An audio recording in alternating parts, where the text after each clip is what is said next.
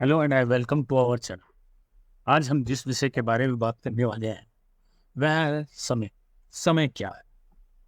According to Hindu धर्म के अनुसार आज हम ये जानेंगे कि समय आखिरकार है क्या, कैसे काम करता है, या हिंदू धर्म में कैसे उसको डिवाइडेशन किया है। इस चीज़ के विषय आरंभ करते हैं इस ज्ञानवर्धक वीडियो को।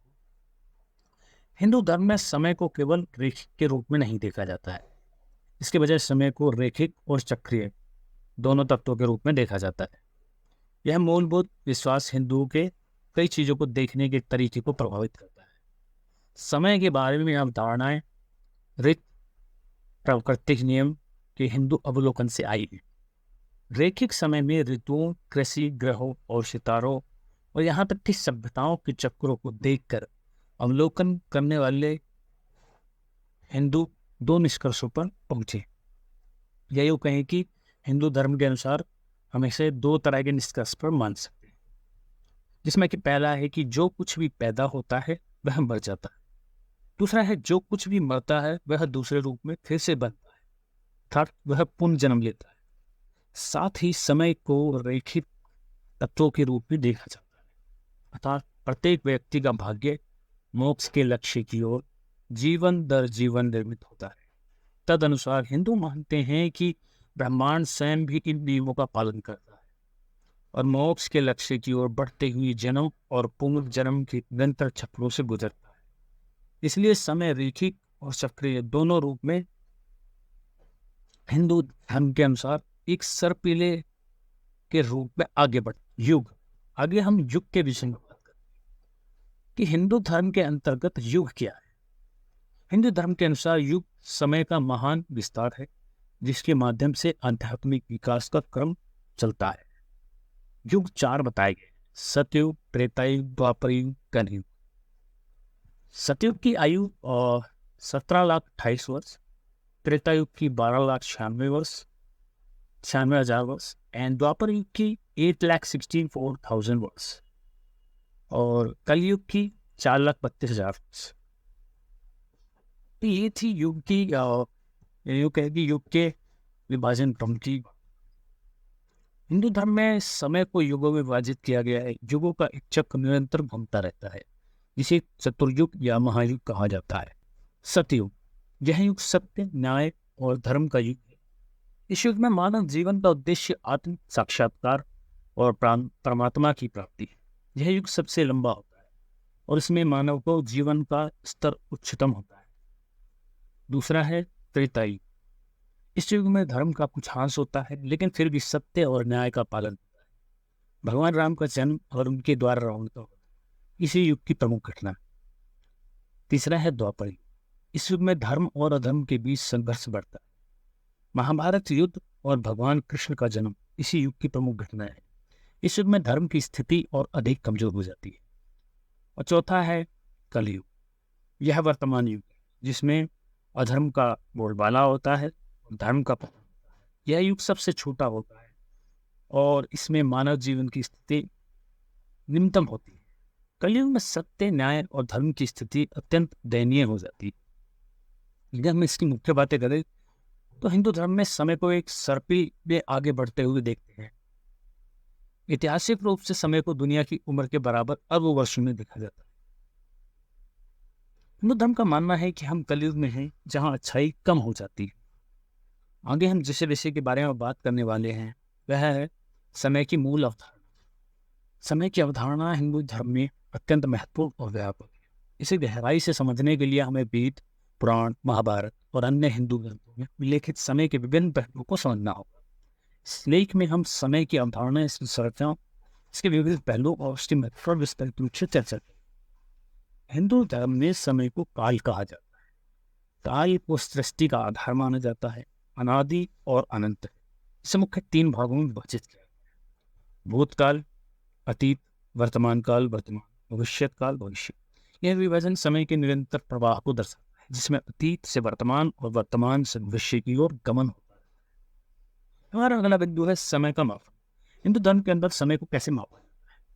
हिंदू धर्म में समय को मापने का अत्यंत सूक्ष्म और विशाल दोनों ही कई प्रकार से मापा जाता है। छोटे से छोटे क्षण से लेकर विशाल कल्प तक समय की माप का विस्तृत वर्णन इसमें मिलता है। उदाहरण के लिए क्षण, अल, विपल इस समय की सबसे छोटी इकाई है। क्षण का अर्थ है एक अति सूक्ष्म समय की अवधि जो पल और विपल में बदलती है। दूसरा है घटिका, यह 24 मिनट की अवधि होती है, एक दिन में 60 घटिकाएं होती है। तीसरा है मुहूर्त, यह 48 मिनट की अवधि होती है, एक दिन में 30 मुहूर्त होते हैं। दिन और रात्रि, यह 24 घंटे की अवधि जिसमें 12 घंटे दिन और 12 घंटे रात्रि होती है। अगला है पक्ष, यह 15 दिनों की अवधि होती है, एक पक्ष में 2 सप्ताह होते हैं। शुक्ल पक्ष चंद्रमा का चढ़ता चरण, कृष्ण पक्ष चंद्रमा का घटता चरण। अगला है मास, यह 30 दिनों की अवधि होती है जो एक चंद्रमास के बराबर होती है। वर्ष, यह 12 महीनों की अवधि होती है जो 100 वर्ष के बराबर होती है। परंतु और अगला है युग, यह हजारों वर्षों की अवधि होती है, जैसे सतयुग, द्वापर युग, त्रेता युग, कलयुग आदि। और फिर आता है महायुग, यह 4 युगों का चक्र है जिसकी अवधि 43,20,000 वर्ष होती है। अगला है कल्प, यह 1000 महायुगों की अवधि होती है जिसकी अवधि 4.32 अरब वर्ष होती है। ब्रह्मा का एक दिन एक कल्प के बराबर होता है। आगे हम बात करेंगे ब्रह्मांडीय समय चक्र के विषय। हिंदू धर्म में ब्रह्मांडीय समय चक्र की अवधारणा बहुत महत्वपूर्ण है। यह माना जाता है कि समय निरंतर चक्रों में चलता रहता है। यह दृष्टिकोण पश्चिमी विचारधारा के रैखिक समय से भिन्न है, जहाँ समय को एक सीधी रेखा, उदाहरण के लिए ब्रह्मा का एक दिन और रात, ब्रह्मा का एक दिन एक कल्प के बराबर होता है। एक कल्प के बाद ब्रह्मा की रात होती है जो एक कल्प के बराबर है। इस प्रकार ब्रह्मा का एक दिन और एक रात मिलकर 2 कल्पों के बराबर होते हैं। अगला है मनवंतर, यह अवधि ब्रह्मा के एक दिन कल्प के भीतर होती है जिसमें 14 मनवंतर होते हैं। प्रत्येक मनवंतर में एक मनु का शासन होता है। एक मनवंतर की अवधि लगभग 30.67 करोड़ वर्ष होती है। अगला है महाकाल, यह ब्रह्मा के पूरे जीवन का समय चक्र है जो 100 ब्रह्मा के वर्षों के बराबर होता है। ब्रह्मा के 100 वर्ष के बाद ब्रह्मांड का प्रलय होता है और पुनः सृष्टि का फिर निर्माण होता है। हमारा अगला विषय है समय और आत्मा। हिंदू धर्म के अंतर्गत आत्मा को अनादि और अनंत माना जाता है। आत्मा समय के बंधनों से मुक्त होती है। यह जन्म और मृत्यु के चक्र में बंधी रहती है, जिसे संसार या संसार चक्र कहा जाता है। आत्मा का अंतिम उद्देश्य इस चक्र से मुक्ति पाना और मोक्ष की प्राप्ति करना। हमारा अगला विषय है समय और कर्म। हिंदू धर्म में कर्म का सिद्धांत समय से गहराई से जुड़ा हुआ। यह माना जाता है कि व्यक्ति के वर्तमान जीवन के कर्म उसके भविष्य के जीवन को प्रभावित करते हैं। यह कारण और प्रभाव का सिद्धांत है जिसे कर्मफल कहा जाता है।